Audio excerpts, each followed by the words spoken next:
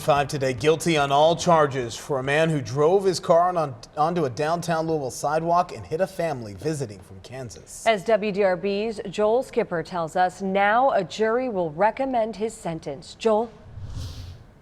And as you mentioned, Michael Hurley guilty on all those counts, including murder. The jury deliberated for just under 2 hours this afternoon. Each side presented about 30 minutes of closing arguments.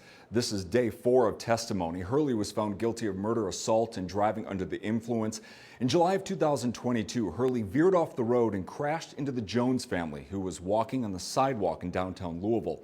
At the time, he told officers he'd taken hydrocodone earlier in the day, but blood tests came back positive for fentanyl. The Jones family was in town for their 17-year-old daughter's basketball tournament. The father, Trey, was killed. Trey's wife, Amy, and daughter were seriously injured and spent weeks recovering after the crash.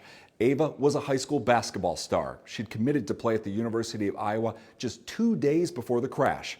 Today, Trey's oldest son and sister spoke in the sentencing phase. We did all sorts of things. He was big avid fisherman and hunter, so central Kansas we would go deer hunting, duck hunting, fishing, just worked on track stuff together, and was a teacher too, so we spent a lot of time in the classroom together. He was a woodworker, very talented one. Make us even cutting boards to duck calls. He helped build Dad's house. He was supposed to start on Mom's next. Hurley did not testify during the trial. Prosecutors had asked for the charge of murder to be dropped and taken off the table, but in the end, that is what the jury convicted him of. A sentencing date is expected to be announced in the next couple weeks.